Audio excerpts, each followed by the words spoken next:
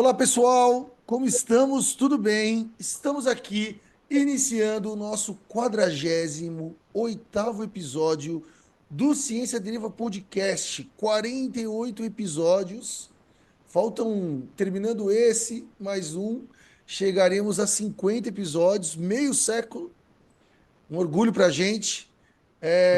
E, como vocês sabem, lutando incessantemente contra a entropia. Dessa vez eu vou tentar fazer uma introdução, um- uma tentativa. Eu sempre tentei um pouquinho jogar uma pitada de humor nessa introdução, de filosofia de botequim, mas hoje eu vou tentar direcionar ela ao que está acontecendo no Rio Grande do Sul e dizer que essa luta contra a entropia vale para um podcast, vale para uma cidade, vale para um país, vale para uma mãe, vale para quem está vivo ou que está vivo, né? Então, no episódio passado a gente falou com a Fernanda, ela é gaúcha, mora em Porto Alegre, e aí eu deixei uma nota como texto, né? Dedicando o episódio às pessoas. Faço isso agora nesse episódio também, agora na fala, e dizer que quando a entropia bate desse jeito na gente e numa sociedade, muitas coisas ficam, né, de marca quando ela não derruba de fato, né, como não vai acontecer. Ela não vai derrubar de fato, mas ela vai chacoalhar, já chacoalhou. Então, traumas, arrependimentos, medo, desespero, são fatores que, se você pedir para a pessoa não ter, é como se você fosse à luta com o sangue e o pescoço do outro, né? Mas ao mesmo tempo, essas coisas, como a entropia não te derrubou de fato, ela também traz um profundo orgulho de recomeçar e ter força para refazer, reconstruir, enfim. Cabe a vocês, às pessoas que estão próximas aí aos gaúchos, ou são gaúchos, ou que vivem, ou conhecem, enfim, todo mundo, todo o povo brasileiro, é, tentar fazer força e escolher a questão do orgulho, e com muito esforço mesmo, né? Focar mais nele do que nas outras questões que jogam a gente para baixo. Mas é isso. Outra coisa, uma outra falta aqui que a gente tem no nosso episódio de hoje, infelizmente, a Nick está doente. Desde ontem ela avisou que não sabia se ia participar ou não. Acabou mandando mensagem há um tempinho atrás dizendo que não ia conseguir. Nick, esse episódio também é para você. Hoje a gente ficou aqui no Clube do Bolinha, sem você, perdemos aí a graça, né? E sem você só de você estar aqui a gente já fica meio capenga. Eu me sinto já meio capenga, um pouco desprotegido, mas faz parte. E tenho certeza que no próximo episódio você estará aí. E melhor, né? De saúde, que é mais importante. Guilherme, boa noite. Como o senhor está nesse dia 16 de maio de 2014? Cadu, estou bem, sentindo a falta da nossa companheira aqui dos episódios, mas só que já já ela está bem novamente. E isso que você falou sobre o ponto, dedicar esse podcast logo de início, já falando sobre o Rio Grande do Sul, é de grande importância a gente falar sobre a importância de divulgar isso, porque realmente o que eles estão passando lá não é algo fácil e também não é algo comum, tanto que essa é considerada a maior cheia da cidade depois da de 1941. Eu vi isso hoje, a notícia, que essa Sim. superou a de 1941. E a situação não está fácil para ninguém, então procurem, assim, ONGs, projetos sociais, doem, procurem doar. Eu já estou começando a separar algumas roupas para doação, tudo mais, já doei um pouco de dinheiro também. E vamos ajudando Como a de gente pouquinho em pode, né, pouquinho, cara? É, como a gente pode. é isso Bem, aí. e hoje, começar a tocar. Hoje estamos com o nosso novo entrevistado, uma pauta diferente hoje. A gente trouxe uma pessoa, assim, pode-se dizer, para a gente discutir um pouco sobre assuntos mais políticos, pode-se dizer assim, e também sobre diversas situações, tanto no mundo da educação como em outros assuntos correlacionados, que é o Arian. É Arian? É isso? É Arrian, mas pode me chamar de Arian também. A gente não Enfim, conseguiu até agora acertar. complicado. Não, Desculpa, não é cara. fácil. A escrita é complicada mesmo. Tá tranquilo. Eu queria começar agradecendo o convite, né? Eu conheci o podcast recentemente. Sou aluno do professor Cadu. E eu adorei ter sido chamado, gostei muito da proposta. O podcast ele é muito interessante. Eu cheguei a ver alguns episódios e tenho gostado bastante. E no mais, agradecer o convite, me solidarizar também com a situação do Rio Grande do Sul, né? Que é uma catástrofe horrível e que já era avisada por biólogos há muito tempo, assim, e que, devido à má gestão, foi se tornando uma catástrofe sem precedentes e que até que seja baixada a água, a gente não vai ter perspectiva do quanto realmente foi gerado de prejuízo, tanto material quanto pessoal, né, humano. E é Com isso. certeza. É isso aí. A gente, só para esclarecer, eu conversei com ele já faz uns 2 meses sobre a possibilidade de entrevista, mas a gente já tinha marcado algumas. Então aí eu até avisei para ele que ia ser lá para o meio de maio, foi o final de abril, não lembro. E agora calhou, deu certo. Agradecer, meu, imensamente, viu, Arian? Arian. E é isso, cara. Muito obrigado mesmo, viu? É, assim, é sempre bom a gente ter diversidade nos nossos assuntos e mostrar que a biologia, e os biólogos, eles estão, uma área maior do que a gente às vezes imagina quando a gente entra na faculdade e tudo mais. Valeu mesmo, muito obrigado, viu? Em faculdade a gente percebe que a gente está em tudo. É, não é? Esse que é o É incrível. isso aí. Bem, então, iniciando aqui a nossa entrevista, Harian, acredito que você, como você já viu alguns episódios, você já sabe, né, um pouco sobre as perguntas do Globo Repórter, né, que a gente faz. Então, iniciando aqui. Harian Lima de Trento, de onde você é, do que você se alimenta, qual a sua utopia e pelo que você luta? Então, vamos lá. Eu me chamo Arian, né?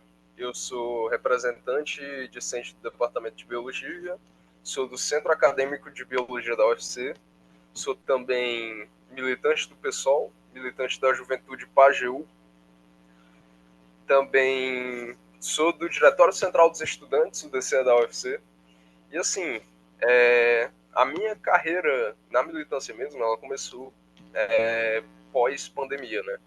Eu entrei no meu primeiro semestre na pandemia, 2020.2, e resisti a muita dificuldade durante a minha permanência, mesmo durante a pandemia. Principalmente por ter sido um jovem que veio da periferia, a minha família tinha o trabalho autônomo como principal fonte de sustento. E nessas situações, assim, a gente tem que complementar a renda de casa. Ou seja, desde muito cedo também eu tive que começar a trabalhar. Minha família, ela, em sua grande maioria, tem poucas pessoas que conseguiram terminar o ensino médio. Da universidade eu fui o primeiro a conseguir entrar e estou sendo o primeiro a conseguir permanecer.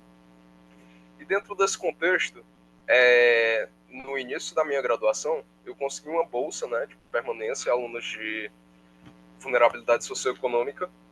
E durante essa bolsa, que era o Avance, eu enfrentava muitos atrasos de pagamento. Muitos atrasos, inclusive, que dificultavam pagar várias dívidas que eu tinha, né? E aí, dentre isso, começou a ter um atraso de mais de um mês.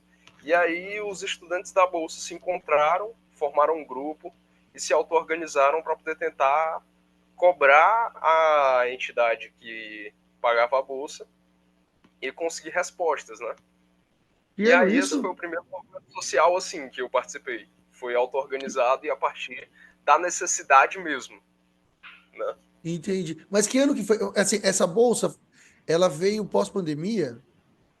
Ela veio durante a pandemia até o fim da pandemia, mais ou menos. Aí foi até Hum. 2022, mais ou menos, que foi quando as aulas voltaram. E aí estava tendo um atraso da bolsa. E durante a universidade, a permanência ela não foi facilitada, assim.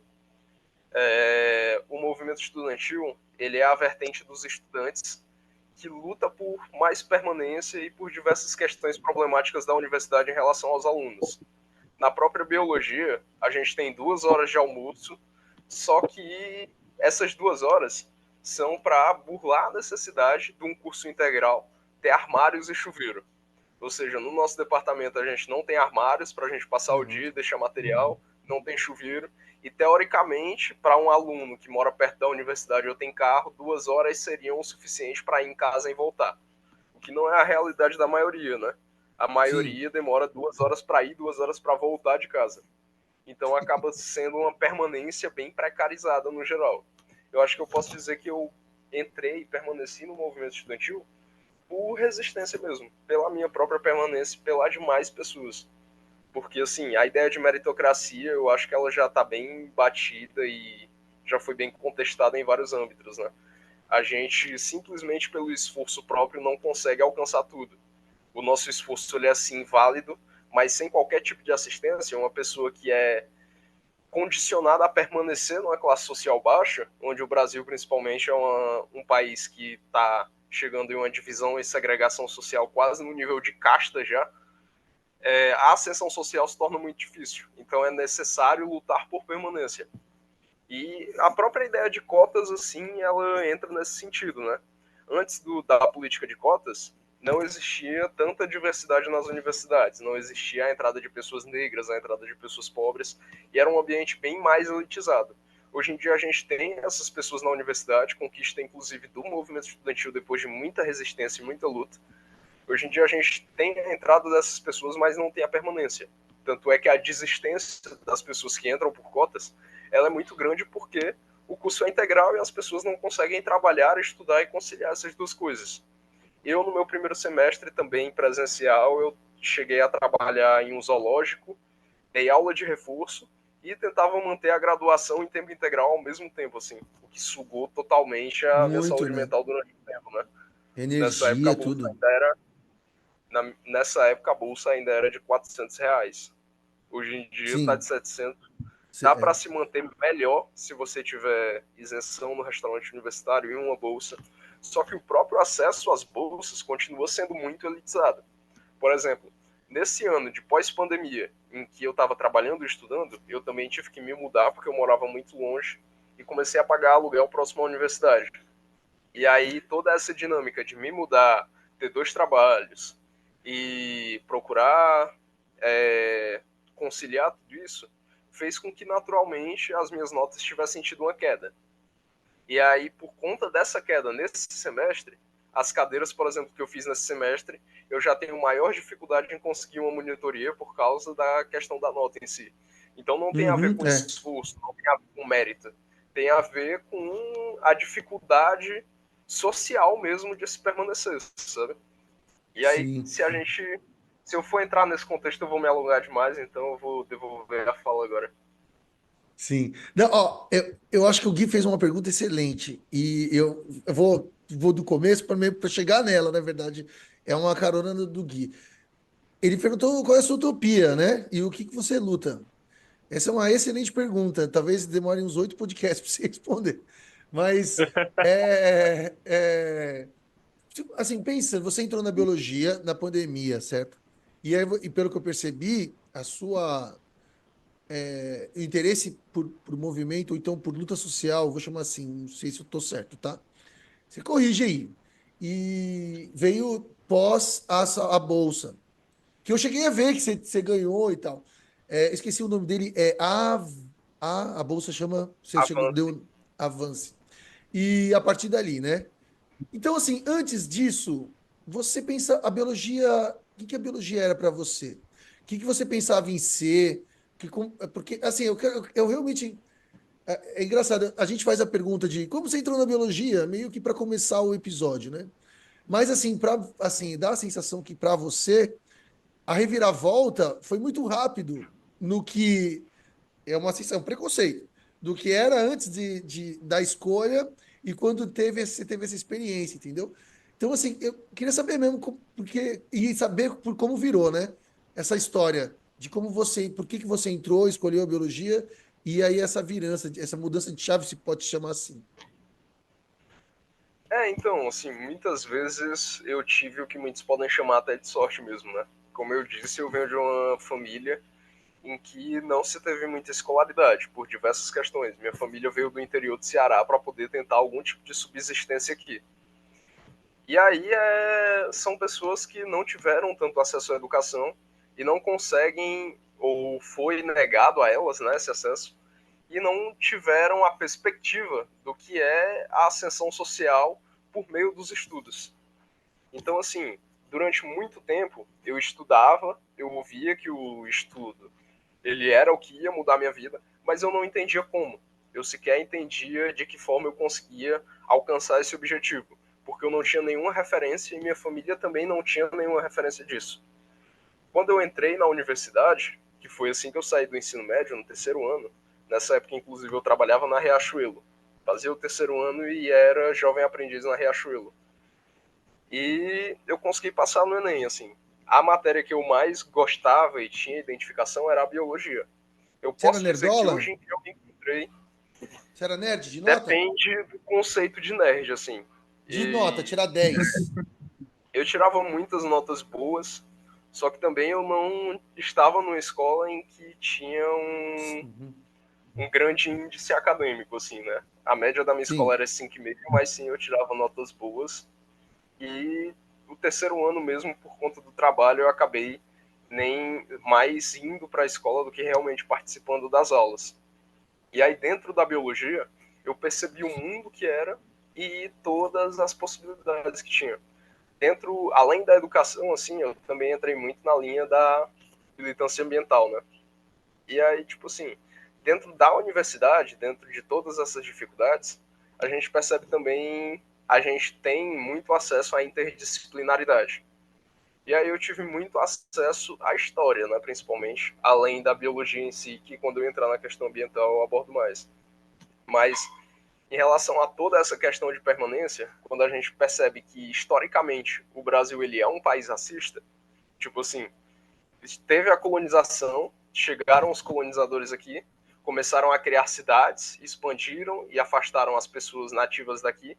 E aí essas sociedades, principalmente, eram formadas pelos colonizadores em si. E aí essas sociedades elas se mantiveram para que essas pessoas continuassem no poder. Tanto é que se a gente pega na nossa história, quem proclamou a nossa independência foi um português. Foi Dom Pedro II que, querendo fugir da coroa portuguesa que estava perseguindo ele, foi e proclamou a nossa independência. E aí, atualmente, a política ela é construída pelos herdeiros dessas pessoas até hoje, né? O próprio agronegócio, quando a gente vai falar de terras e de alimentação em si, basicamente o que ele faz é pegar terras em massa, utilizando da própria legislação, porque o agronegócio ele está no legislativo, ele cria leis para que sejam legais as atrocidades que eles fazem, e aí eles infertilizam o solo através das monoculturas e mandam toda essa comida para fora.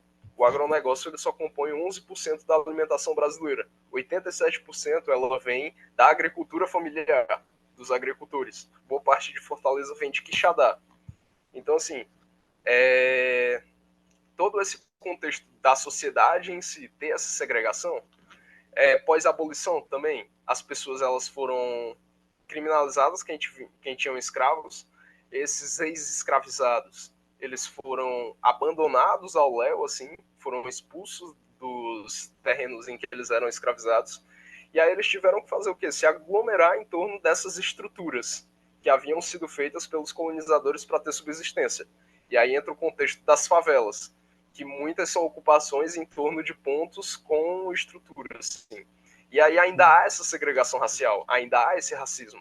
Quando a gente entra para a universidade, no contexto acadêmico, e a gente percebe que a grande maioria das pessoas são pessoas brancas de classe média, não contra os brancos, mas sim contra a branquitude, né, sempre. São pessoas brancas de classe média e a gente percebe que, por exemplo, no próprio departamento de biologia da UFC, só tem um professor que se declara como negro.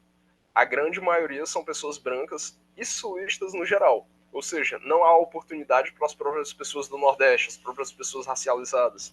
Por isso a importância também de não parar simplesmente nas cotas para estudantes, que a gente já sabe que foi uma grande vitória na educação no geral, mas também debater cotas para docentes em si, né? Sim, E aí, sim. Diga. E aí entra, eu vou entrar depois agora na questão ambiental, mas pode Não, fazer tá. Eu queria perguntar essa coisa, assim, você já entrou na questão da faculdade, né? Ao ouvir e, assim, estudando, vendo assim um pouco dos movimentos que você participa, tal, e tendo a experiência pessoal, eu vim de uma faculdade particular e eu não, eu juro que eu tentei fazer, eu não vou fazer essas perguntas assim de de visão de um lado de outro, mas acho que é importante porque depois caiu a minha ficha de que a maior parte das pessoas hoje também se formam na faculdade particular, né? E você veio de uma família pobre e tal, e a faculdade particular ela ajudou muito também nessa questão da miscigenação.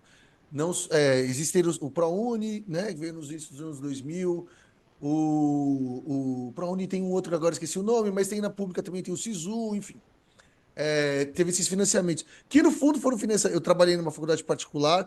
Quando eu estava na faculdade, a maior parte das pessoas eram brancas, assim, de longe. Assim, você entrava num corredor, subia escada, via o corredor, era cabeça cabelo liso, assim, sabe?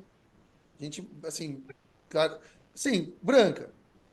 E hoje não, tanto na pública quanto na privada, assim. O Gui tá numa privada, acho que concorda. Eu trabalhei na mesma que a dele, Eu né? concordo também, tá? Porque logo quando eu entrei, eu percebi isso. Logo quando eu entrei na AMB, porque eu já entrei. Eu sou branco, né? Mas só que eu sou um branco falso. Eu sou um branco que vira preto. Pegando o É, sol. pardo. E quando eu assim, entrei, fala aqui. aí eu já entrei assim, o povo me olhando meio assim, estranho, porque eu entrei já bem assim, moreno. E o povo me olhando assim, cara. Caramba, será que esse cara tá no lugar certo pra.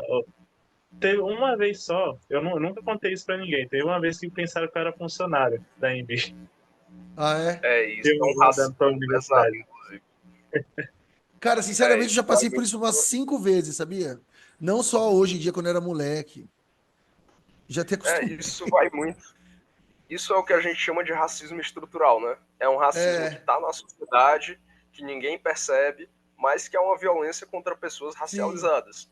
Tipo sim. assim, é como se aquele espaço não fosse pra gente, como se a É, gente não tivesse que estar ali, que a gente causasse esse incômodo e a gente sente as pessoas se incomodando com a nossa presença. fica uns climão, né? É isso aí. E assim, mas o que eu queria perguntar é uma certa contradição que eu ainda não. E que quando você vai à faculdade particular ali, a qualidade é muito ruim. E o ProUni, querendo ou não, ajudou muitos empresários a ganharem muito mais dinheiro e fazerem. E assim, os blocos econômicos estão comprando, então são oligarquias cada vez maiores e tal. Ao mesmo tempo, né, e aí assim, a gente ouve assim, numa militância, uma frase muito comum que é uma educação pública de qualidade, o que é justo. Ao mesmo tempo, a particular, ela não, assim, em grande parte, não tem comparação com a pública.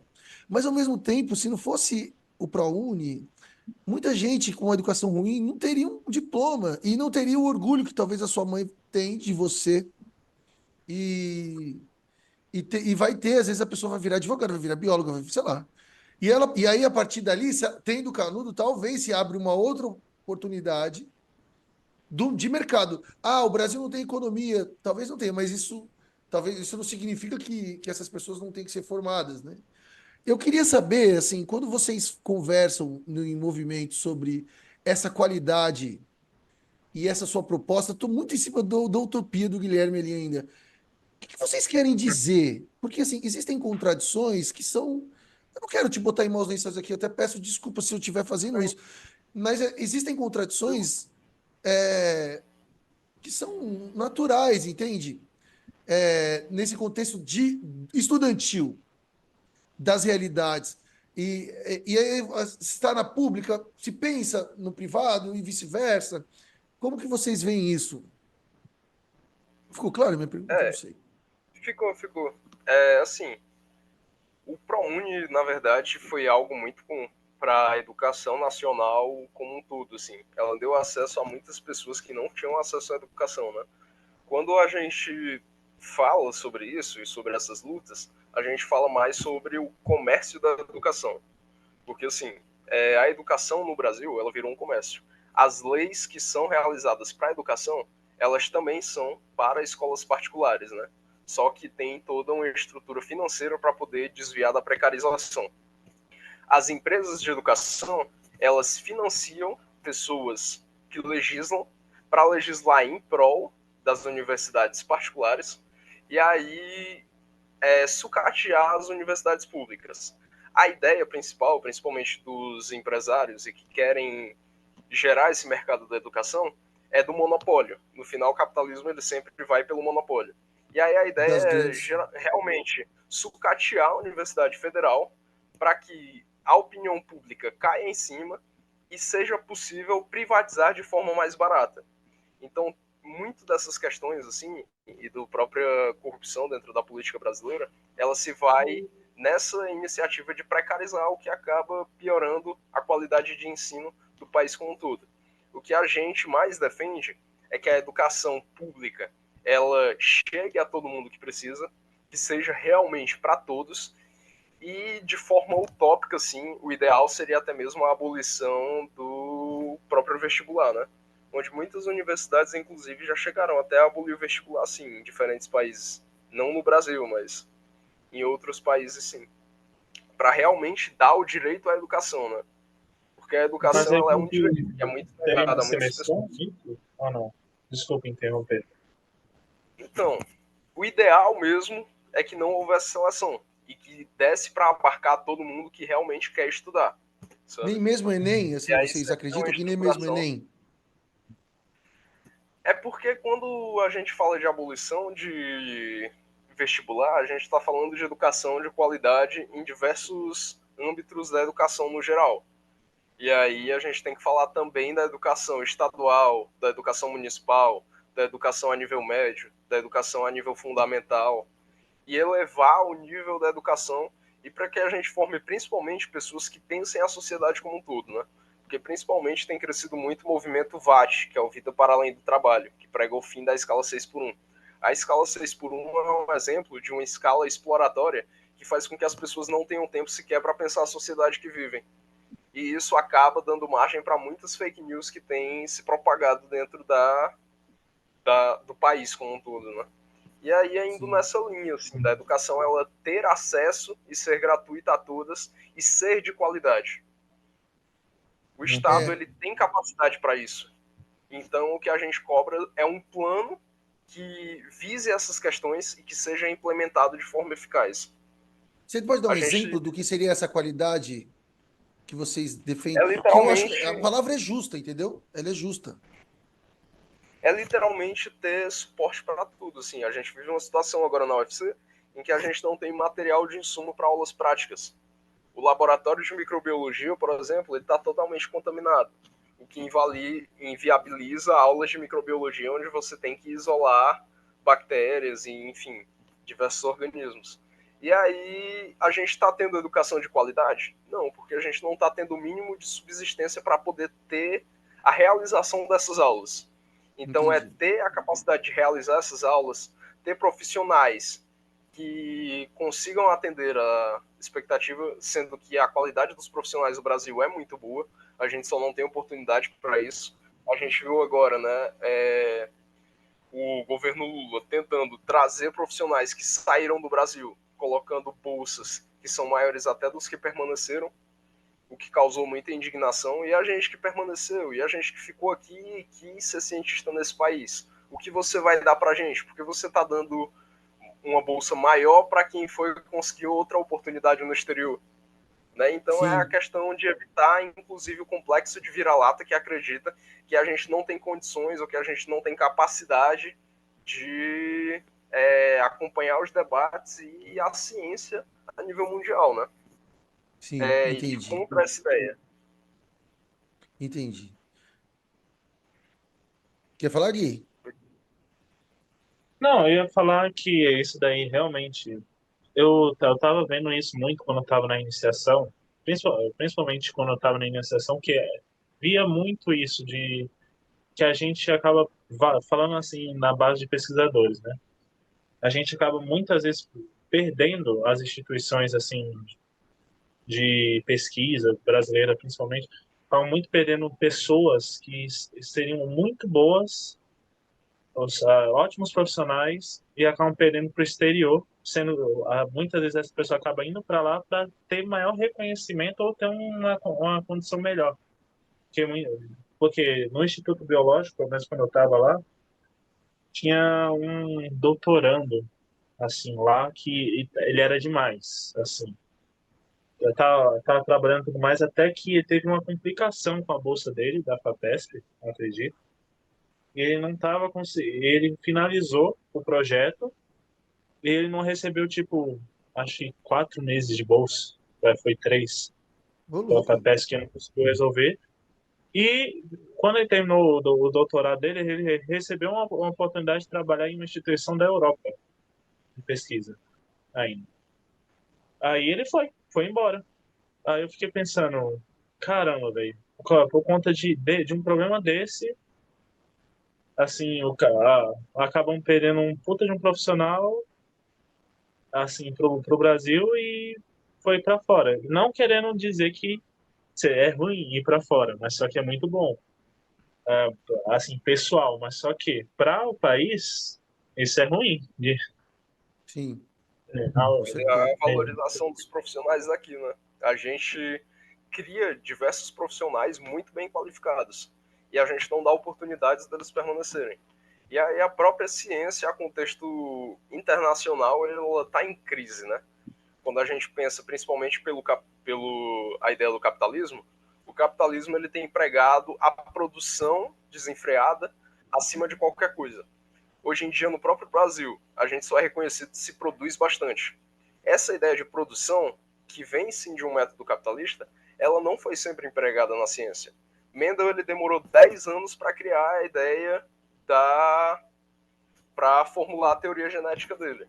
E aí, quando a gente pega num contexto de que atualmente a gente está tendo muitas produções e poucas réplicas dessas produções, onde muita gente produz muita coisa, mas não tem ninguém que se propõe a testar aquela teoria, porque isso não é remunerado ou Ou incentivado pelo demanda capitalismo, né? logo acaba sendo menos viabilizado, a gente acaba tendo uma crise, onde muitas das pesquisas realizadas hoje, a gente acaba não conseguindo replicar em diferentes ambientes. Então, assim, boa parte das produções científicas que a gente teve hoje não estão sendo testadas. Muitas aí podem sim, muitas estão provavelmente certas, mas a gente não testou e, mais uma vez, ou replicou, para poder ter essa certeza. Então a gente tem muita ciência sendo produzida por conta dessa necessidade de produção em massa do capitalismo, mas acaba diminuindo a qualidade da própria ciência que é feita internacionalmente. Ou seja, atualmente a ciência está em crise devido ao produtivismo do capitalismo. Sim, uma parte dela é, com certeza, é verdade. Essa coisa da qualidade ainda, eu vou entrar você atua em vários movimentos. Você falou aí no início, eu não vou aqui arriscar falar, mas o PAGEU, você é do diretório acadêmico da biologia, ou também o diretório da UFC em si. E eu quero pegar o PAGEU e o UFC em si para falar da questão ambiental que você mencionou também. O que você aprendeu quando você foi o militante da história, da geografia, sei lá, dos vários cursos de arquitetura, sobre esse movimento ambiental? E o que você acha que você ensinou, se você ensinou alguma coisa, né? Como que é a troca em relação a esse tema, sabe? É, assim, o que eu aprendi basicamente foi principalmente uma linha política que eu sigo, que é a ideia do ecossocialismo. O que seria o ecossocialismo? Por que não o socialismo? O socialismo clássico ele visa a abolição do atual meio, né, que seria o capitalismo, para a implementação de um modelo de sociedade que seria regido pelas pessoas no geral, pelos trabalhadores. Só que esse modelo de sociedade ele visa a reivindicação dos meios de produção. O que a gente entende isso enquanto ecologia no geral? a gente entende que o capitalismo ele veio com meios de produção que, potencializados pela Revolução Industrial, se tornaram insustentáveis. Malthus, todo mundo já se ligou que ele estava Sim. certo, assim, os recursos eles são limitados. E o capitalismo ele explora de forma ilimitada. Então, eu acho que não é muita novidade trazer a ideia de que o capitalismo ele é insustentável para o nosso modo de vida atual. Quando a gente fala de ecossocialismo, a gente fala de reivindicação da política atual, né, de toda a sociedade como um todo, através de meios de vida sustentáveis. E aí, desses meios de vida sustentáveis, e muita gente acaba caindo na ideia de que isso teria que abolir toda a tecnologia para poder voltar para um modelo arcaico. Não é a ideia. A ideia não é abandonar a tecnologia que já foi conquistada. Inclusive, muita gente atribui o desenvolvimento tecnológico ao capitalismo. O capitalismo ele só potencializou o desenvolvimento tecnológico para armas e comunicação, o que resultou no que temos hoje. O que tudo isso é muito maravilhoso. A ideia de uma sociedade sustentável, por exemplo, poderia ser implementada através da reforma agrária, onde a gente já sabe que a maior parte da comida da população é fornecida por agricultores familiares, e através de um método que tem crescido bastante, como ciência inclusive, que é a agroecologia. A agroecologia é um método de vida sustentável onde as pessoas vivem de forma integral com a natureza em si. Então, assim, esse seria outro modelo de sociedade, que é principalmente a minha utopia, né, como foi citado aqui, que é pelo que eu luto. Dentro dessa ideia de movimento ambiental sustentável, a gente tem a ideia de que o humano ele não é separado da natureza. Muita gente tem a ideia da natureza intocada, onde quanto mais preservado e sem contato com os seres humanos, melhor aquele ambiente vai estar. E aí, em contrapartida disso, a gente tem comunidades ribeirinhas, a gente tem sociedades indígenas que realizam trabalhos ecossistêmicos nos ambientes em que vivem e transformam de forma positiva esses ambientes.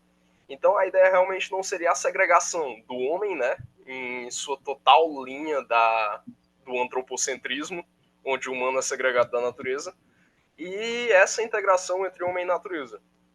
E aí, dentro desse contexto ambiental, a gente tem o que já foi citado, né, que é o agronegócio, que é o principal inimigo do meio ambiente, que basicamente quer desmatar para conseguir esse espaço para fazer monoculturas que acabam empobrecendo o solo, porque extrai todos os nutrientes através de uma só tipo de cultura e acaba causando muita desertificação. Então, o que a gente está vendo, assim, basicamente é o espólio das nossas terras. Dentro desse contexto ambiental também, o que me levou dentro da biologia muito para a ecologia, a gente tem diversas questões, né, que eu vou abrir agora para dúvidas de vocês em relação a isso, porque eu me empolgo e acabo Sim. falando demais. Se você não, fique tranquilo. Essa questão assim, o ecossocialismo é um ponto pacificado nos movimentos que você participa. Sim. É um ponto pacificado. Isso é importante para você para entrar no movimento? Ou você acha que, por exemplo, isso já é um dentro da juventude que você participa, tal, da militância que você é natural encontrar gente que pensa dessa forma. Eu não estou criticando, não. Estou querendo saber mesmo. Porque esse é um conceito, por exemplo, que não existia quando eu era estudante, entendeu? Então, para mim é novo. É legal de saber também, por curiosidade. Como que é isso, assim? Sobre esses movimentos, o movimento em si ele já se prega como ecossocialista. Quando você entra num movimento em si, você concorda ou não com aquelas pautas, existem diversos movimentos com todas as pautas existentes, e você se aproxima de um movimento ou outro através da sua ideologia mesmo, se você concorda com aquilo. Dentro da juventude como um todo tem se crescido, né? Tanto é que todas as juventudes que vão participar do ato no aeroporto de 18, que inclusive é até importante salientar, que estão querendo desmatar 20 hectares de Mata Atlântica do lado do aeroporto de Fortaleza para poder realizar o Fortal, que é uma festa de 4 dias.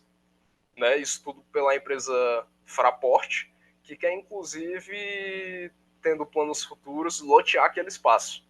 Ou seja, já vai contra a Constituição, porque a Constituição protege a Mata Atlântica como patrimônio nacional, e não atende os interesses da população, apenas os interesses privados, onde a gente já sabe também que áreas de vegetação servem para o escoamento de água. Logo, a impermeabilização do solo, que é realizado por esses procedimentos, pode fazer com que as comunidades vizinhas e até o próprio aeroporto alaguem, porque há um canal que passa por aqui.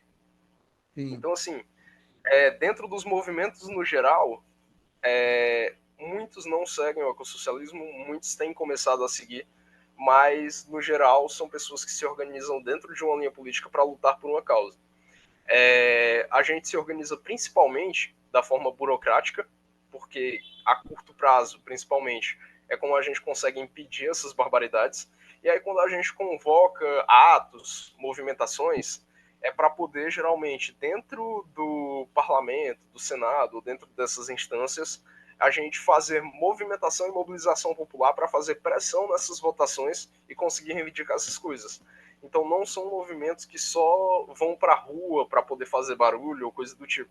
São movimentos que estão literalmente, diretamente ligados às causas e participando de todos os processos burocráticos e legais para que isso seja impedido, no geral.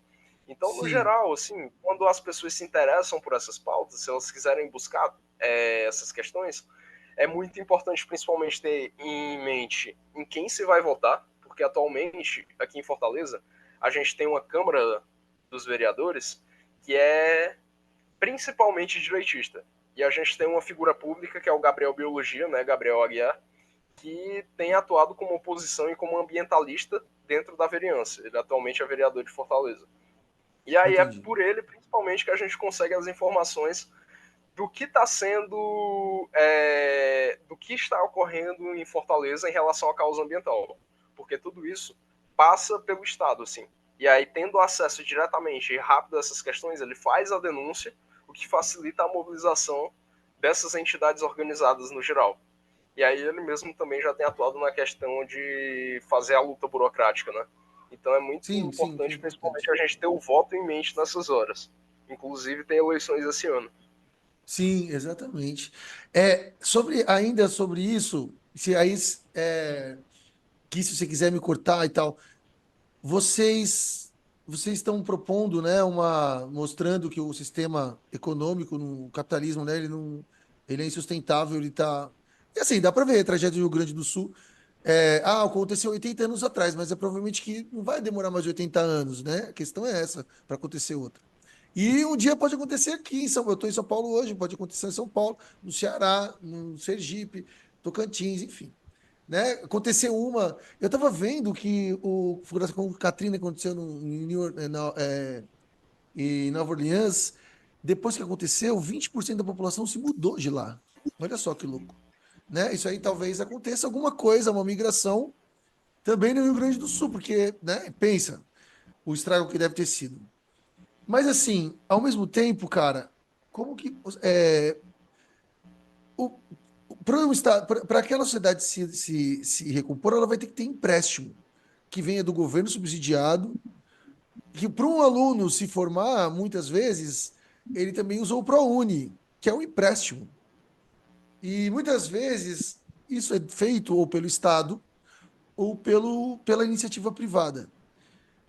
E é um capitalismo como o nosso, que de periferia, com juros que historicamente sempre foram, tal, e a forma que o capitalismo vem lá da elite, né, do norte do mundo, propor uma mudança disso é mudar a economia como um todo, de 7 bilhões de pessoas, que uma grande parte passa fome, mas uma outra grande parte vive muito bem ou vive bem, né? Tem carro, tem isso, aquilo. É, Essa ousadia que vocês têm, e isso é justo e é bom que se tenha, ela se sustentaria num plano prático? Vocês veem assim, vocês debatem isso assim, e você vai ter que mudar o sistema monetário, econômico, entendeu? É assim, a raiz é o oxigênio da sociedade, sabe? Sim, é bastante debatido. Eu não vou ter tanta propriedade para falar dessa questão econômica como um todo, né? Sim, sim, mas eu Mas digo, sim, a fala, própria ideia, uma assim, ideia. a própria ideia é realmente mudar o sistema econômico como ele é, que visa principalmente o lucro acima de tudo. Por exemplo, a gente vai ter estatais e empresas privadas. As empresas privadas defendendo principalmente o lucro acima de tudo e acima da própria prestação de serviço. A gente tem hoje a Etufo aqui em Fortaleza como exemplo, que depois que foi vendida boa parte para a iniciativa privada, reduziu frotas de ônibus, porque assim economiza mais, e a população agora tem mais ônibus para ficar enfurnada dentro de latas de sardinha. Em contrapartida, a gente tem os Correios, que não visa propriamente o lucro, visa a prestação de serviço e consegue atender a nível nacional e atender principalmente até populações ribeirinhas indo de canoa, sabe? Então, quando a gente pensa assim na divisão de forma justa da economia, principalmente, porque como você citou, hoje em dia a gente tem uma péssima distribuição de renda, onde muitos têm muitos e onde poucos têm muito e muitos têm pouco. A ideia é acabar com isso, assim. Até porque essa própria ideia, ela já em si é prejudicial para a própria população como um todo. Porque o que gera a inflação, em boa parte, é quanto há daquela moeda, o quanto ela é valiosa em si. Quanto mais dinheiro a gente tem, maior é a inflação, por isso a gente não pode sair imprimindo dinheiro. Quando a gente tem uma concentração muito grande de poder em poucos, a gente tem poucas pessoas aumentando a inflação para a grande maioria, o que acaba desestruturando a economia da população como um todo, assim, que já é precarizada. A gente tem também a própria questão do racismo ambiental, que o que seria o racismo ambiental? Como eu já falei, as sociedades elas se aglomeraram ao redor de estruturas sociais, né? Só que, mesmo assim, elas não receberam qualquer tipo de auxílio do Estado ou do governo para poder se fixar ali. E aí, a falta de estrutura para lidar com essas crises é a principal problema. Tanto é que o Eduardo Leite tem sido muito criticado no Rio Grande do Sul por não ter tomado medidas cabíveis para evitar algo que já tinha sido avisado. E aí, quando a gente fala de racismo ambiental, é a ideia de que essas áreas elas são negligenciadas. Por exemplo, Salvador, Bahia. Por que a parte baixa da cidade, que é quase a nível do mar, não alaga e o Rio Grande do Sul alagou, por exemplo? Porque a parte alta da cidade, na Bahia, ela é a parte rica. Então ela tem estrutura para evitar isso. Se fosse o Sim. contrário, se a parte pobre fosse a parte baixa e a parte alta fosse a parte rica, a gente não teria os problemas que temos agora na parte alta, que seriam os deslizamentos. Então, muito disso vem da ação do próprio governo e do Estado em relação à população como um todo, né? E aí, Entendi. é isso, assim. Sim. Não, massa. Eu não sei se a divisão de, daí não era dessa maneira, que a parte assim mais rica, mora mais próximo da costa e a parte mais pobre mora mais longe. E essa promoção foi. E realmente, o que você falou é verdade. Uma situação, você falando sobre essa, que me passou agora na cabeça, que provavelmente vai acontecer, porque eu estive lá há pouco tempo e eu vi um pouquinho disso, Recife. Acredito que em algum momento irá passar por algo parecido com o que o Rio Grande do Sul está passando.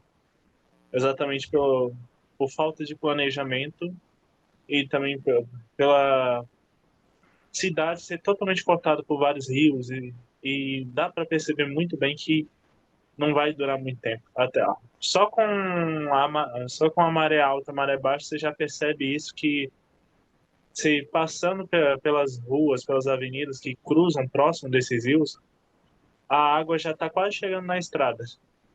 Só com a maré alta, só com a maré alta. Imagina com a quantidade de chuva ou consequentemente com o aumento do nível do mar. Essa questão. É. Gente, sabe o que é É algo. engraçado? Como que a gente não consegue conscientizar, não, mas botar na cabeça das pessoas para pensarem nisso, né? A gente está perdendo essa.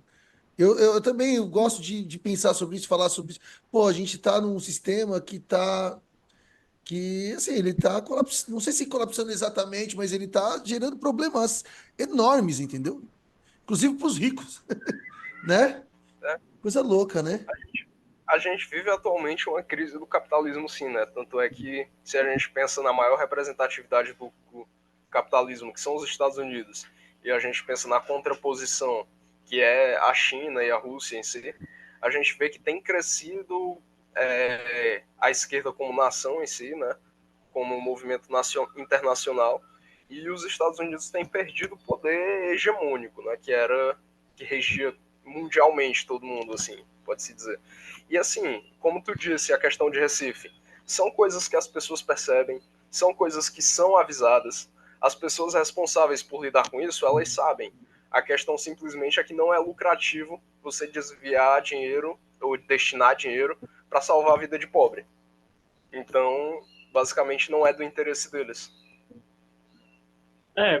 Sempre fica jogando no escanteio, né? Isso daí, eu sempre olho isso, eu falo, cara, mas como ninguém pensa nisso? Eu fiquei assim pensando, mas todo mundo fica jogando para escanteio, fala, tem projeto para daqui 1 ano, 2 anos começar a fazer isso. Aí quando vai ver o projeto estica para 4, estica para 6, estica para 8, aí quando vai ver não tem projeto e a cidade já está debaixo d'água. Pode-se dizer A um luta, a pouco luta do. ambiental, ela conseguiu muita coisa, mas ela tá perdendo ainda, né? No resultado final, no frigir dos ovos, né? É porque a Totalmente. própria legislação brasileira em relação ao meio ambiente, ela é muito avançada mundialmente, assim. Todas as questões a gente vê o meio ambiente como patrimônio de toda a humanidade, o que para noção mundial é muito avançado. A gente tem alguns Sistemas nacionais problemas, de unidade de inclusive, conservação, que a gente tem em toda a legislação, né? nada é perfeito, só 3 biomas do Brasil estão inclusos na legislação como patrimônio nacional, que são as Pampas, Floresta Amazônica e Mata Atlântica. A Caatinga e o Cerrado não estão dentro da Constituição como patrimônio nacional, né? O que acaba gerando. A gente vê aí a situação do Cerrado, o desmatamento aumentou muito, porque não tem essa proteção legal. E mesmo tendo a proteção legal, há o sucateamento das entidades que fazem a fiscalização, como o próprio IBAMA. Então, dentro desse contexto de sucateamento, a gente vê que as elites, independente se a gente tem a conquista política, tem formas de evitar os nossos avanços e manter esses privilégios assim. E aí é interessante até para já entrar na pauta também de como um biólogo pode atuar na questão dos movimentos sociais como um todo, né? Como o biólogo Sim. pode atuar nas questões de movimentos sociais? Mas antes de responder essa pergunta, deixa eu puxar a pauta do podcast. Isso! Bem, gente, se você está escutando até aqui e tudo mais, está gostando dessa discussão, esse bate-papo tá rolando assim, bem assim, ó, bate e volta, bate e volta, bate e volta, bate e volta, e aí até agora a gente não, eu, né, que eu sempre sou o cara que puxa, até não tive uma brecha para soltar. Então, você que está escutando esse podcast e está gostando de tudo, faça aí, compartilha, curte, divulga para os amigos, ajuda nós a divulgar isso daqui, porque a conversa de hoje é mais uma vez de grande importância para todo mundo. Todo mundo tem que saber um pouco sobre do que a gente está falando, sobre essa questão, principalmente ambiental, agora que a gente vai entrar essa pauta ambiental, além da parte de estudo também. Isso aí, Nicole, você, por favor, curta lá, hein, meu? Tá certo. Então, sobre o biólogo, cara, é, como que ele atua? E como que ele pode, na verdade, também atuar, né? Então, de forma mais independente, mais isolada, a gente pode ter, por exemplo, as consultorias. A gente pode fazer consultoria ambiental, seja vegetal, de fauna, censos, para poder realizar estudos para a criação de unidades de conservação. Inclusive, a criação de uma unidade de conservação pode ser feita como TCC, galera. Então, se você está em dúvida do que fazer para o seu TCC, pense em criar algo também que pode servir de benefício para toda a sociedade, que seria a Nossa, que criação de uma legal! unidade de conservação. Caramba, deu nem Por ideia. além disso, pode falar, pode falar. Não, deu ideia para mim. Por mais que o meu TCC já esteja meio pronto, já mas só que é uma ideia. Para caso não possa usar o que eu estou pensando como TCC, fazer um projeto desse. Só não sei se eu vou conseguir encaixar em São Paulo, mas acho que dá. Em relação também a essas consultorias, o próprio Gabriel Biologia, né, que ele estudou na UFC, ele foi um dos criadores da Mata Branca, que é a empresa júnior da universidade, e ele relatou que ela tinha como propósito inicial servir como empresa que faria consultorias para movimentos sociais. Então é mais uma atuação do biólogo no movimento social, na sociedade, assim. Para além disso, a gente tem também as secretarias, como por exemplo a SEUMA, que é a nível municipal aqui é a Secretaria do Urbanismo e Meio Ambiente, né? A gente já vê que tem uma contradição tanto ideológica quanto prática quando a gente vê que o nome da secretaria é do Urbanismo e Meio Ambiente. A gente tem a nível estadual a SEMASSE, a nível estadual a gente tem o Ministério do Meio Ambiente, e a gente vai ter também os órgãos como o ICMBio, Chico Mendes, e o próprio IBAMA, todos esses sendo obtidos através de concurso público. Sim. Para além disso, ainda na graduação, a gente pode usar como referência os próprios movimentos sociais, como por exemplo, quando a gente fala de movimentos sociais e dessa organização, principalmente quanto mais organizado for o movimento, a gente tem muitos profissionais trabalhando nas áreas. E estágios são possibilidades muito reais nesse sentido. Como, por exemplo, existe a possibilidade real de um biólogo trabalhar no MST na produção de alimentos, por exemplo. Não só na produção de alimentos, como no controle de pragas, no cultivo de hortaliças. E tudo isso também acaba podendo gerar um TCC, né, no final do curso. Sim, muito bom. Você já pensou em ser professor? Então, eu sou do bacharelado, mas eu já pensei sim, principalmente porque por debater todas as questões de educação dentro da universidade, né? E por ter entrado no diretório acadêmico da biologia que visa dar o melhor para os estudantes, inclusive a educação. Então, por exemplo, a gente está com um núcleo de formação e extensão no DEA da biologia, onde a gente pensa oportunidades de bolsa de projetos de extensão dentro da universidade. E aí eu vou tentar, inclusive, abrir convênios em movimentos sociais para que as pessoas possam realizar estágios nesses movimentos. Você pode explicar, aproveitar que você falou do DA, como que é um DA na prática, no dia a dia da biologia e um DA mais da universidade como um todo? Você pensa, vai, o DA da biologia deve ser o DA, o diretor acadêmico da UFC, vai, onde você tem ali os alunos de... Na prática, o que que vocês conversam que é diferente, enfim. Assim, o que seria o DA propriamente dito, né? O DA ele é a Hum, representação dos estudantes dentro da universidade. E aí o diretor acadêmico, né? A abreviação é DA. E aí, basicamente, dentro da universidade, sindicatos não podem atuar, com exceção dos DAs que não são propriamente ditos sindicatos, mas atuam como um. Então, eles vão muito na defesa dos estudantes, assistência. E aí, dentro desse contexto, o DA Biologia ele tem sido atualmente um dos mais politizados. Inclusive, somos nós que temos sido os pioneiros na repolitização do campus pós-processo de pandemia, onde legal. muitos centros acadêmicos foram abandonados e aí a gente foi e conversou, né, com demais diretórios também, pessoas do movimento, para poder reestruturar esses centros e ter diálogo. Além de fazer essa luta, assim, a gente está também no debate administrativo da própria universidade.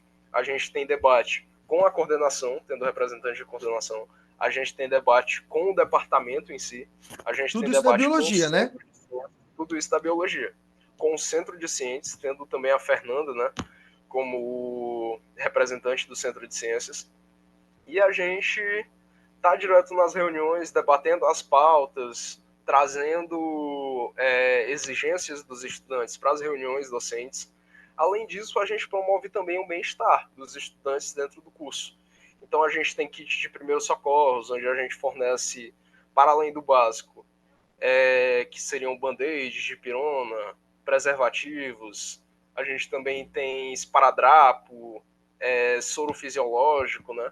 A gente tem uma estrutura com Wi-Fi, ar-condicionado e espaço para dormir, porque, de novo, a gente está num curso integral, mas nos é negada essa permanência com dignidade por conta das 2 horas de almoço que nos dão. E aí são essas, assim, boa parte das discussões elas rodam em torno da educação, porque enfim a gente é um sindicato que representa tipo um sindicato que representa os estudantes e o que o estudante quer é educação, o que o estudante debate, a vida do estudante ela é voltada para o ensino e no mais é isso, assim, como atividade de greve atualmente a gente está pensando em promover coisas práticas, e aí a minha ideia é puxar uma oficina de cultivo de mudas. Ah, E aí, legal. uma vez a gente conseguindo cultivar essas mudas, os excessos, ou quem não quiser levar para casa, a gente estava pensando em distribuir para as comunidades, para cada pessoa poder plantar na calçada. E aí a ideia é que essas mudas elas seriam de espécies nativas e não invasoras, porque a Sim, gente está com uma invasão muito grande de indiano aqui, que já compõe assim 90% da vegetação invasora do Ceará.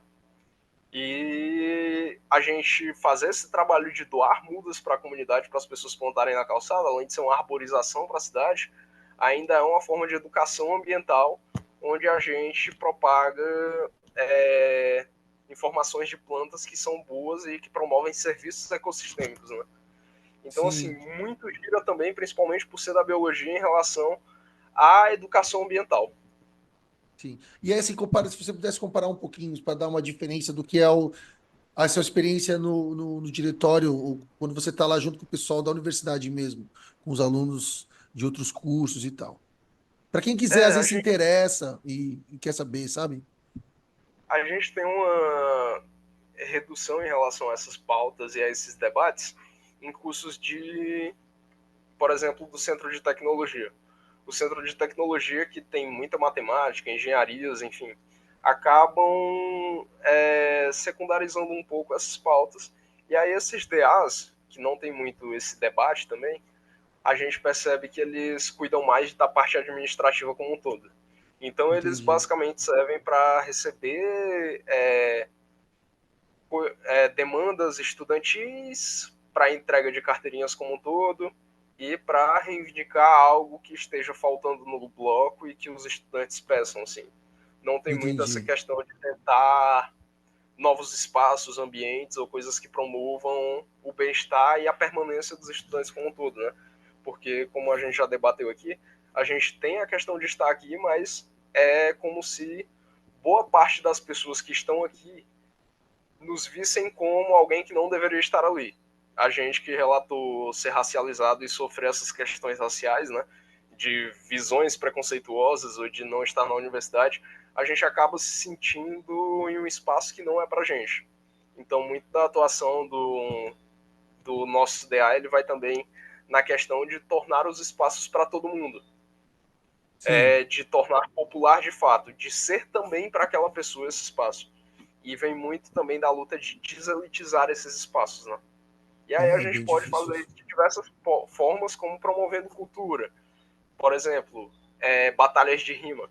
Batalhas de rima são um movimento cultural periférico.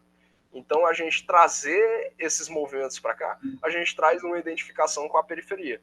E através dessa identificação, a gente cria um espaço de acolhimento.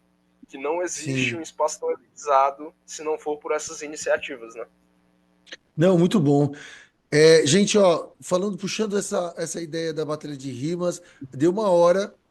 A gente estava até conversando antes de começar para tentar fazer uma hora, porque para ver se atraía mais pessoas.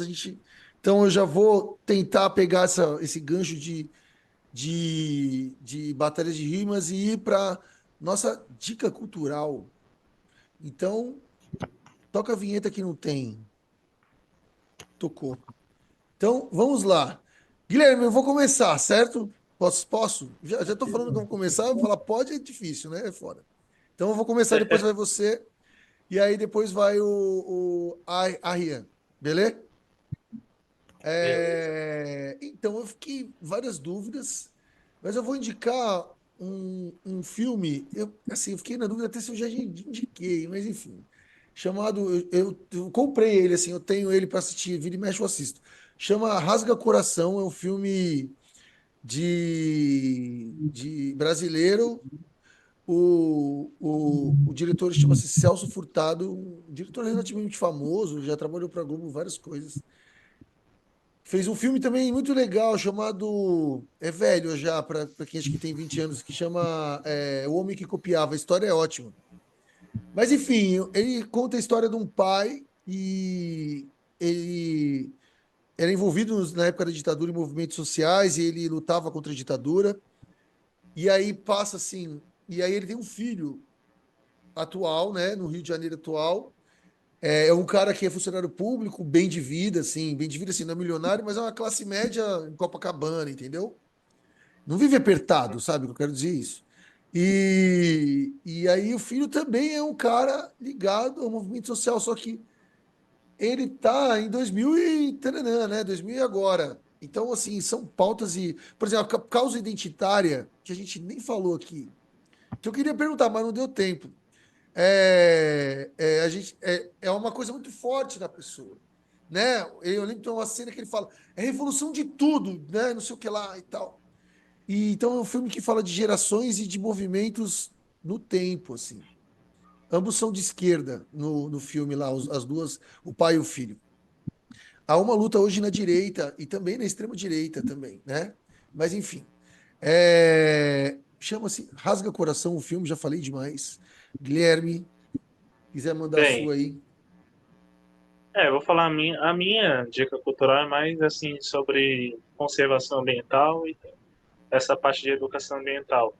Aí eu tenho um documentário e lembrei de um filme, mais para infantil. Acredito que seria legal para suas filhas, Cadu. Acho que é bem capaz que ela já tenha até assistido esse filme Qual? também. Eu acho que eu vou ficar por ele, já que eu falei assim que é infantil, é o Lorax.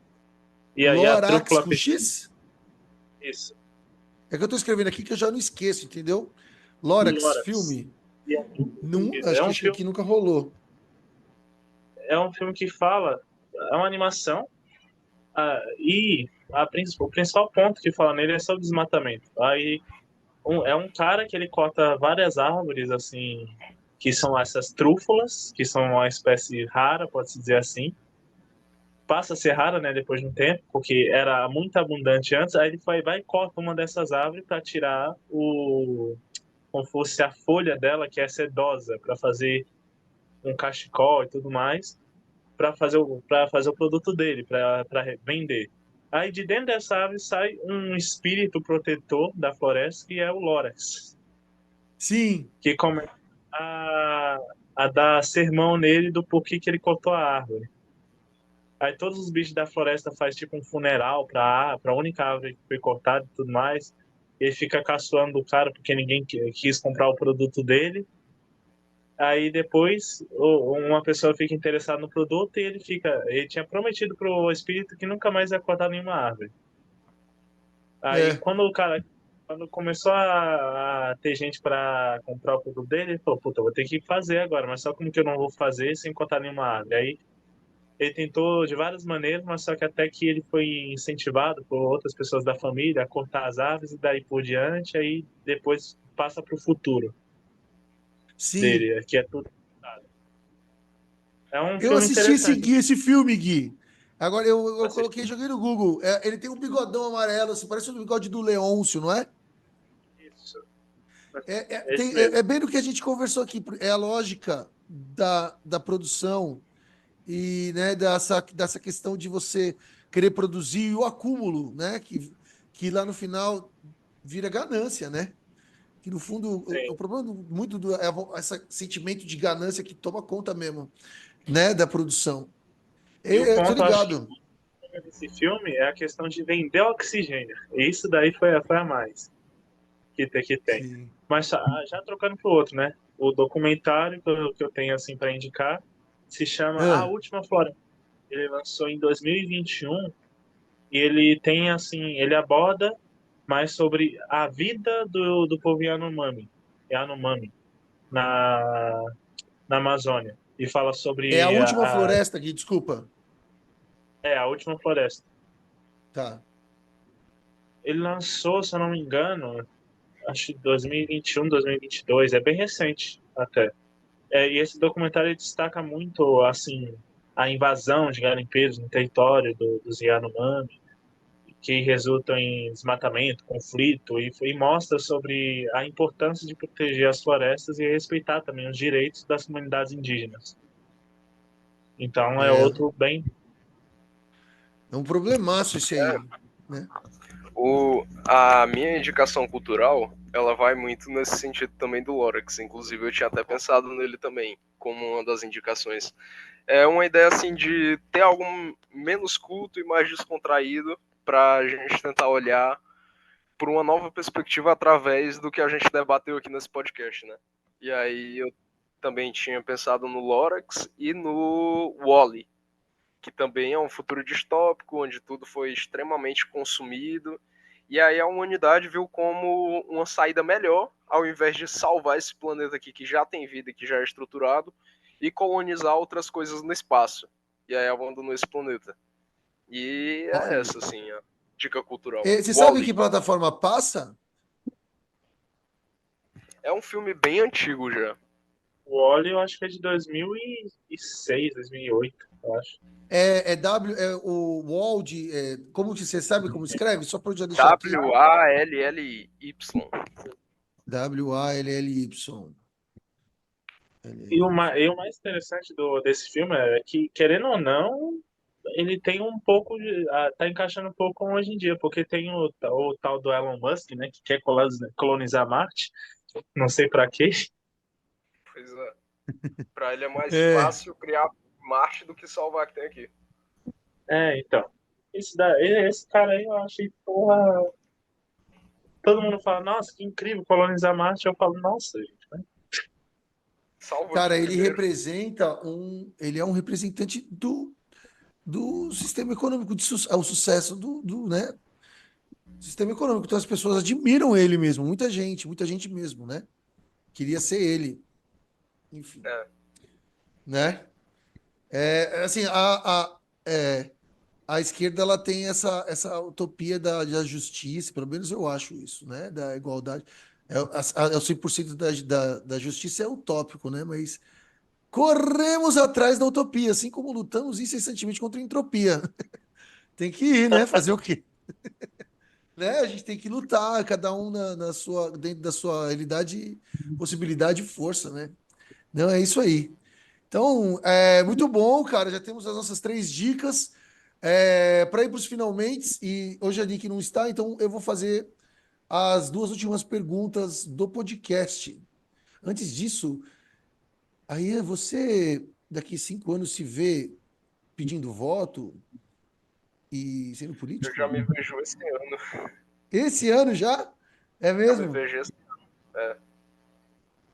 Boa sorte, cara, porque não deve ser fácil, não, hein? Pois Boa é. sorte. É porque É, pedir voto ele muito também de criar uma consciência política de que as pessoas precisam daquilo, né? E é, aí, complicado. sim.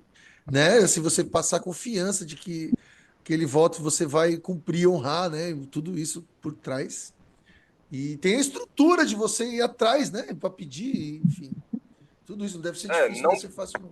assim, não pra mim propriamente dito, né? Mas apoiando outros candidatos, sim, com certeza. Ah, entendi. Não você sendo chapa, né?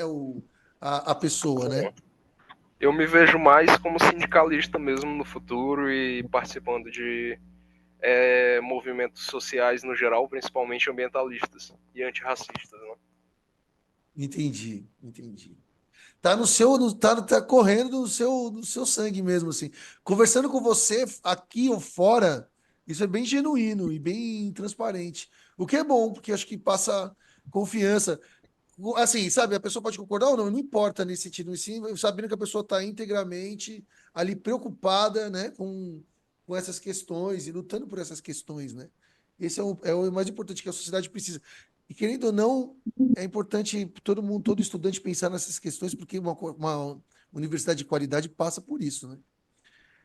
Enfim, aí teve alguma pergunta que você treinou no banheiro, no ônibus, na cama, e você falou, eu vou responder isso, eu vou arregaçar, todo mundo vai bater palma para mim. Aí você treinou, estava super ansioso, a gente foi e não perguntou. Não, eu acho que eu fui bem contemplado, assim, em todas as questões desse podcast. Eu acho que eu consegui tratar tudo, assim, no geral. Sim, maravilha. E aí, o que te orgulha nessa sua vida? O que me orgulha nessa vida, eu acho É, que é eu acho que é onde eu consegui chegar até agora, assim. Porque principalmente vindo da periferia e de uma realidade muito humilde, eu percebo que se não fosse as oportunidades que eu tive, eu não conseguiria chegar onde eu tô e não teria a vida que eu tenho ou a mentalidade que eu tenho hoje. Assim, eu tive muito acesso à informação e a debates dentro da universidade, e se não fosse, por exemplo, a política de cotas, hoje em dia eu seria outra pessoa. Mas eu tenho uma convicção de que atualmente eu me orgulho muito da pessoa que eu sou hoje Em e da relação ao pessoa que eu quê? quero me tornar. Em relação ao que você está dizendo? Em relação à educação, a conquistas pessoais e a própria profissão de biólogo como um todo, onde eu me encontrei incrivelmente, assim. Sim. A universidade te abriu uma porta, né? Que talvez lá no Sim, começo você não tinha visto que ela nem existia, talvez, né? não via. Eu vi depois o quão grande e o quão incrível pode ser a universidade dentro dela. Sim, muito massa. É isso aí. Gente, então a gente estourou aí já de uma forma meio bonita, cara. Eu juro que até o 100º episódio eu vou conseguir gravar e controlar o tempo em 1 hora bonitinho. Então tem aí 50 episódios aí. Queria Mas mais enfim. agradecer também o convite. Foi muito bom ter participado, adorei o podcast. Vou continuar acompanhando o trabalho de vocês. Agradecer o Cadu, agradecer o Guilherme pela receptividade. Foi muito bom o diálogo com vocês. E é isso. E é isso, a gente vai se ver ainda quando voltar da greve.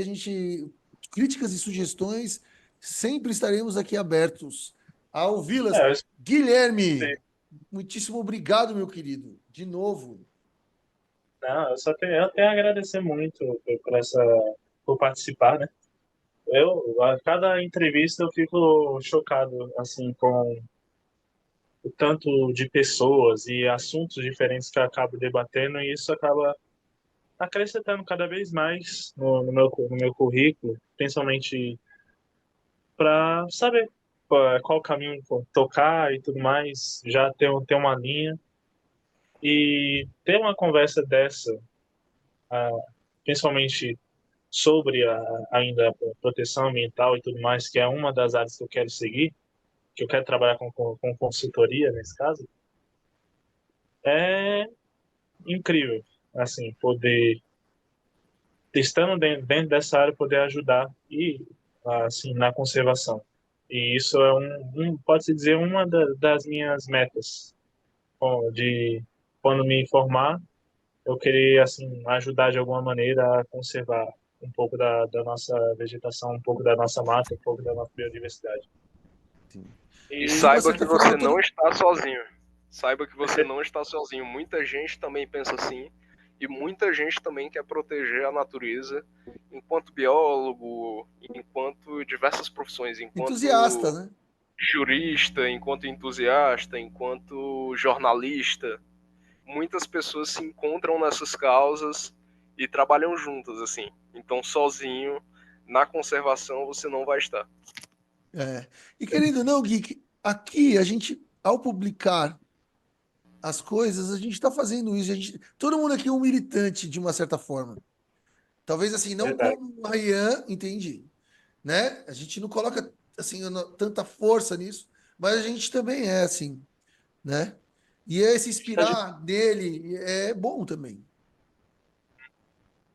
Então, só tenho a agradecer a Ariane. E é isso. Eu espero É um isso aí. dia poder. Eu tô com Fortaleza entre as minhas. Assim, entre os lugares que eu quero viajar, quero conhecer. Casa você tem para ficar. Qualquer coisa a gente tenta ver um turismo ecológico, promover uma trilha. Eu conheço alguns ambientes aqui, inclusive locais que foram cotados para loteamento e que são áreas de proteção atualmente e que a gente pode visitar, dar uma olhada. Tem muitos pontos aqui que são realmente muito lindos. As dunas da Sabiaguaba, por exemplo. É Uhum. isso, mesmo. Bom, É adoraria. isso aí, gente. Muito obrigado, Gui, Ryan. Muito obrigado a você que chegou aqui e já curtiu e já botou 5 estrelinhas e já comentou e botou o joinha lá para cima. Faça os negócios da internet, porque ainda somos escravos dessa lógica. E assim terminamos o nosso 48º episódio do Ciência Deriva Podcast. Guilherme, muito obrigado a você, muito obrigado, Nick, e até a próxima.